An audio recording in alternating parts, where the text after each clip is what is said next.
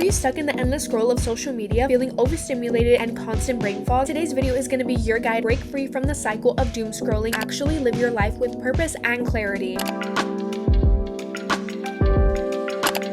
It's time to get rid of our social media addiction. I know you're scrolling all day and you're like, what is my purpose? I curated a whole list, 80 plus, for you to do when you're bored. We're not trying to be doom scrolling all 2025. No, we're doing something with our time. First idea is start a YouTube channel. A lot of people are scared to do this. Girl, why? Just do it. If you want any tips on how to start a YouTube channel, let me know in the comments. I'll do like a whole video to it. Best advice I can give you is just start. You're not gonna know 100% of what you're going into, and that's the whole point of it. You need the experience. That's what makes it fun and risky. Having a movie night by yourself, with your besties, with your this is always such a good idea, and it's such great bonding experience. Doing a social media detox, aka no phone for 24 hours. Yes, girl, put that phone in a box somewhere, lock it up, put your phone somewhere, especially if you feel like overstimulated and you feel like your brain is about to fall. It's time to put the phone down. Try out a new workout routine. There's so much of them on YouTube. Along with the workout routine, you can try joining a new workout class, trying something new, read a few books, or go to the library. I haven't been to the library in a fat minute, but I really want to go soon because I want to enter my reading girl era. If you have any book recommendations, please let me know. Any category, preferably like romance. Baking a cake. I love baking. It's like my ultimate form of therapy. Put on some Lana Del Rey, get some baking, some cupcakes.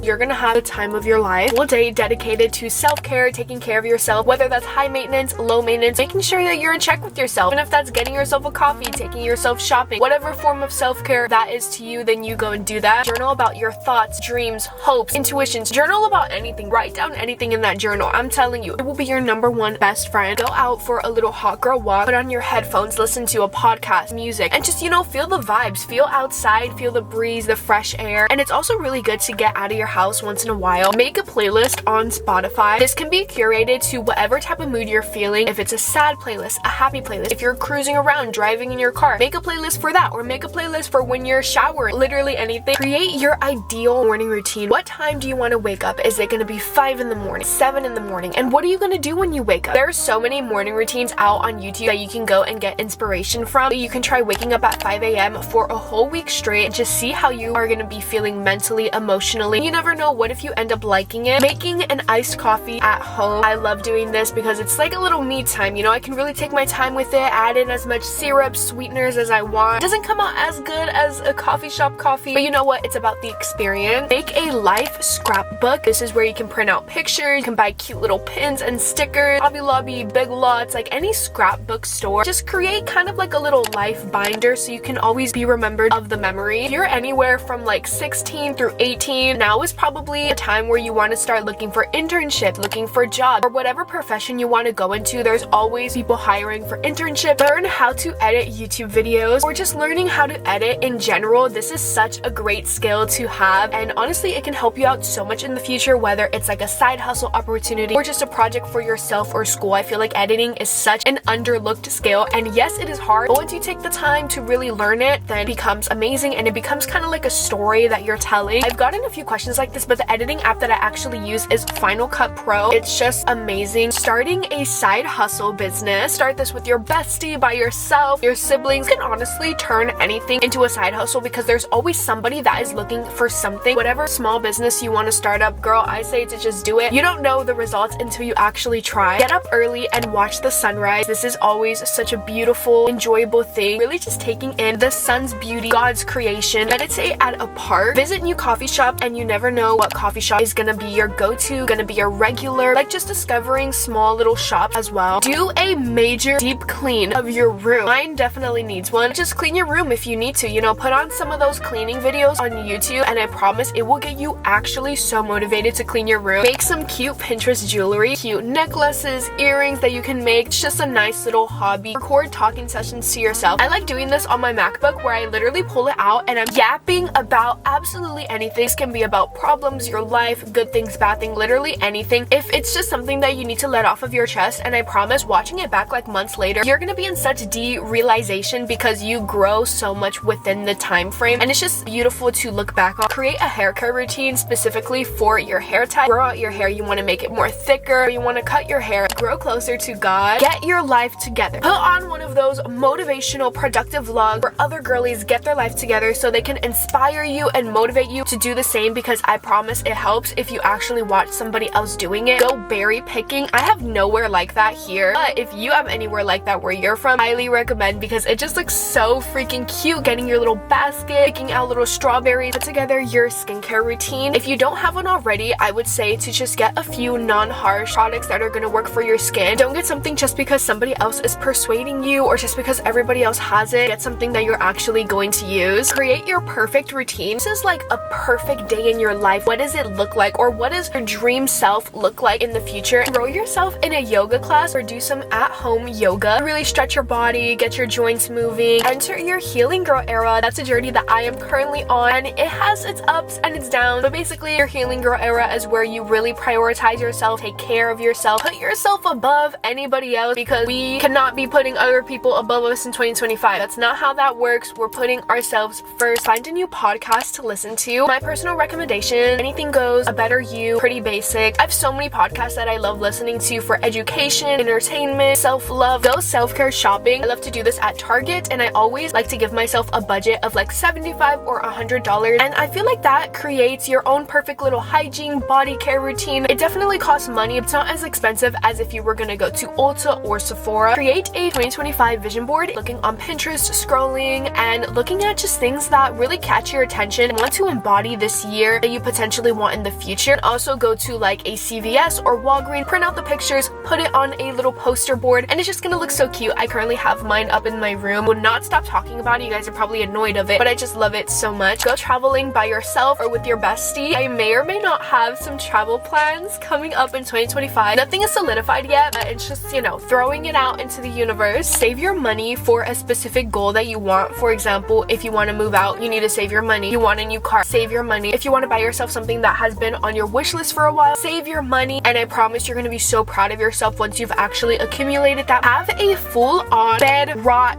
day. I'm talking sweets, ice cream, junk food, lay down in your bed, watching your favorite comfort show, and you know, maybe letting out a little cry or two. I'm not feeling really good right now, so after I film this video, I'm definitely gonna have a whole day dedicated to just bed rotting, and I've been doing that a lot more recently, but you know what? I'm not afraid to admit that. Some days I just need a day where I'm just by myself, where I'm just, you know, not talking to anybody. Don't think of having bed rot days as a negative thing. It's okay. We all need to recharge. We're humans. We're not gonna be on go mode 24/7. Along with having a bed rot day, you can prioritize your mental health and spend a whole day doing things that really make you feel good on the inside. Learn how to do your nails. I'm a nail tech, and learning how to do nails has been really complex, but at the same time it's really rewarding. It's just so cool being able to see my progress over the years. You can have a Bible study day with yourself or with a group of friends, just reading the Bible, highlighting your favorite keywords. Oh my gosh, we're halfway there, and I feel like I gotten close to it. Start watching a new show. Today I actually started watching Teen Wolf, and you know what? I kind of like it, so I think I'm gonna continue watching it. Drink more water. If you are gonna scroll on something, try scrolling on Pinterest instead of, let's just say for example, Instagram or TikTok. Definitely ruining our attention span. Watch productive vlogs to get you motivated. Try glowing up in 24 hours. Do the whole shave, exfoliate, everything, shower, wax your eyebrows, do your hair, like, you know, just make yourself really feel good. Study for any particular subject. Learn a new language. Duolingo is really great for that. Actually currently learning Italian on Duolingo. I know a few words in Italian. Goodbye in Italian is arrivederci. Is that right? How do you say goodbye in Italian? If I'm not right, I'm gonna cry. Arrivederci. Arrivederci. I can't roll my R's, but you know what? You get the point. Learning a new language. Replace social media with games. This can be anything like video games, like your Xbox, PlayStation, or you can like download games on your phone. The game that I'm currently obsessed with right now is My Little Pony Village of Ponies, and it's so